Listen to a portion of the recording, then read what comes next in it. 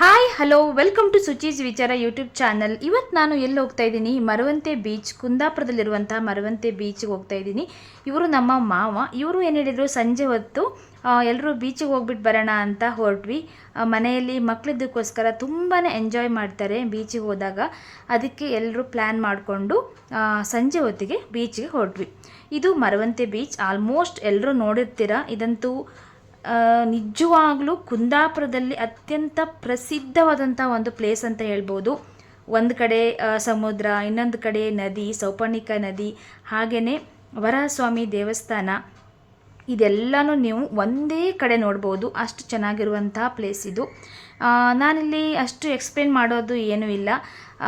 ಅಷ್ಟು ನಮ್ಮ ಭಾರತ ದೇಶದಲ್ಲೇ ಒಂಥರ ಇದೊಂದು ವಿಶಿಷ್ಟವಾದಂಥ ಒಂದು ಪ್ಲೇಸ್ ಅಂತ ಹೇಳ್ಬೋದು. ಇಲ್ಲಿನ ಕಥೆ ಏನಂತ ಹೇಳಿದರೆ, ಇಲ್ಲಿ ಸಮುದ್ರದಲ್ಲಿ ಅಲೆಗಳು ತುಂಬಾ ಜಾಸ್ತಿಯಾಗಿ ಅಲೆಗಳು ಬರ್ತಾ ಇತ್ತಂತೆ. ಆ ಅಲೆ ಬರಬೇಕಾದ್ರೆ ಜನರಿಗೆ ಭಯವಾಗಿ ಜನರು ಏನು ಮಾಡ್ತಾರೆ, ದೇವರನ್ನ ನೆನೀತಾರೆ. ದೇವರನ್ನ ನೆನಿಬೇಕಾದ್ರೆ ವಿಷ್ಣು ದೇವರು ವರಹಸ್ವಾಮಿ ಒಂದು ರೂಪ ತಾಳ್ಬಿಟ್ಟು ಪ್ರತ್ಯಕ್ಷವಾಗಿ ಜನರಿಗೆ ರಕ್ಷಣೆಯನ್ನು ಕೊಡ್ತಾರಂತೆ. ರಕ್ಷಣೆಯನ್ನು ಕೊಟ್ಟ ನಂತರ ಅವ್ರ ಜನರೆಲ್ಲ ಸೇರಿ ದೇವರಿಗೆ ಒಂದು ದೇವಸ್ಥಾನ ಬೇಕಲ್ವಾ, ಒಂದು ದೇವಸ್ಥಾನವನ್ನು ಕಟ್ತಾರಂತೆ. ಅದೇ ವರಹಸ್ವಾಮಿ ದೇವಸ್ಥಾನ. ಇನ್ನೊಂದಿಲ್ಲಿ ನಿಜವಾಗ್ಲೂ ಒಂಥರ ಸರ್ಪ್ರೈಸ್ ಅಂತ ಹೇಳ್ಬೋದು. ಮಧ್ಯ NH ಹೋಗುತ್ತೆ, ಹಾಗೆಯೇ ಅಕ್ಕಪಕ್ಕ ಒಂದು ನದಿ, ಒಂದು ಅರಬ್ಬಿ ಸಮುದ್ರ ಇರುತ್ತೆ.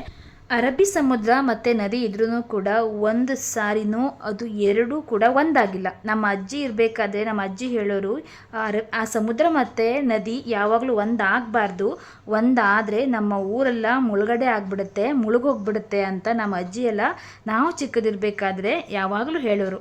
ಅಂದರೆ ಅಕ್ಕಪಕ್ಕ ಸಮುದ್ರ ಮತ್ತು ನದಿ ಇದೆ ಅಲ್ವಾ, ಎರಡೂ ಒಂದಾಗಿಬಿಟ್ರೆ ನಮ್ಮ ಊರೆಲ್ಲ ಮುಳುಗೋಗ್ಬಿಡುತ್ತೆ ಅಂತ ಇದೆಲ್ಲ ಹೇಳೋರು ನಮ್ಮ ಅಜ್ಜಿ ಹಿಂದೆ. ನಿಜವಾಗ್ಲೂ ಇದು ಎಷ್ಟು ವಿಶಿಷ್ಟವಾಗಿದೆ ಅಂತ ಹೇಳಿದ್ರೆ, ಒಂದು ಕಡೆ ನದಿ ಇರುತ್ತೆ, ಒಂದು ಕಡೆ ಅರಬ್ಬಿ ಸಮುದ್ರ ಇರುತ್ತೆ, ಅರಬ್ಬಿ ಸಮುದ್ರದ ಅಲೆ ಇರುತ್ತೆ.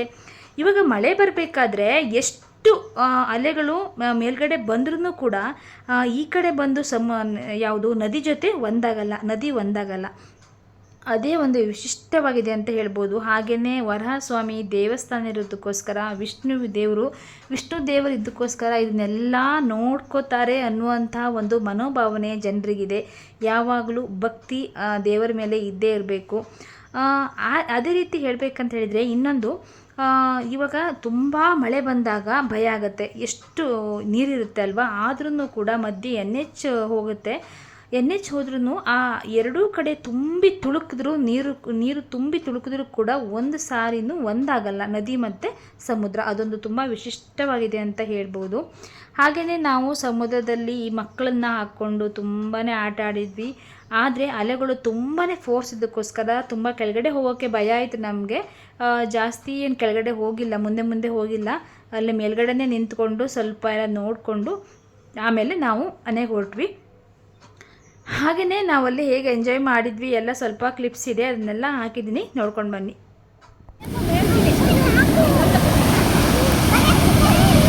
ಈಶಾ ಈಶಾ ಇಲ್ಲೇ ಇರೋ.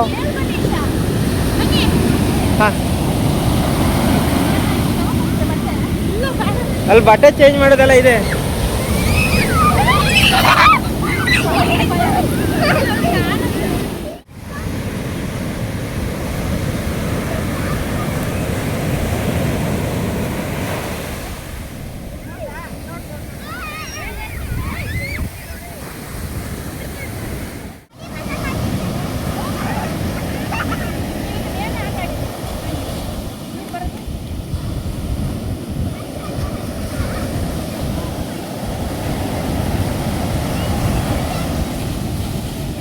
ಈಶಾ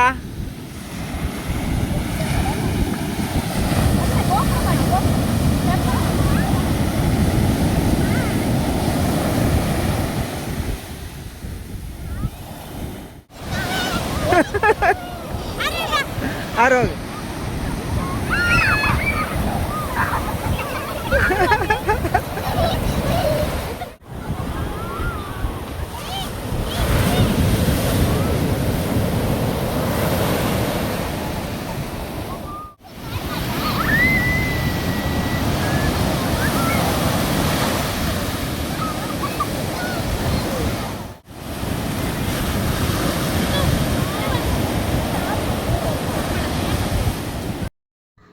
ಹಾಗೆಯೇ ಅಲ್ಲಿ ಕೆಲವೊಂದು ಫೋಟೋಸ್ ತೆಗೆದಿದ್ದೀವಿ, ಆ ಫೋಟೋನೆಲ್ಲ ಅಪ್ಲೋಡ್ ಮಾಡಿದ್ದೀನಿ. ಹಾಗೆಯೇ ಇವತ್ತು ನನ್ನ ವೀಡಿಯೋಸ್ ಯಾರೆಲ್ಲ ನೋಡಿದ್ದೀರಾ ನಿಮಗೆಲ್ಲರಿಗೂ ಧನ್ಯವಾದವನ್ನು ಹೇಳ್ತಾ ಇದ್ದೀನಿ. ಹಾಗೆ ನನ್ನ ಚಾನಲ್ ಯಾರೆಲ್ಲ ಸಬ್ಸ್ಕ್ರೈಬ್ ಮಾಡದೆ ನೋಡ್ತಾ ಇದ್ದೀರಾ ಪ್ಲೀಸ್ ನನ್ನ ಚಾನಲನ್ನು ಸಬ್ಸ್ಕ್ರೈಬ್ ಮಾಡ್ಕೊಳ್ಳಿ. ಹೀಗೇ ಇನ್ನೊಂದು ಹೊಸ ವಿಡಿಯೋದಲ್ಲಿ ನಾನು ನಿಮಗೆ ಮತ್ತೆ ಸಿಗ್ತೇನೆ. ಅಲ್ಲಿ ತನಕ take care, bye bye, thank you all, thanks for watching.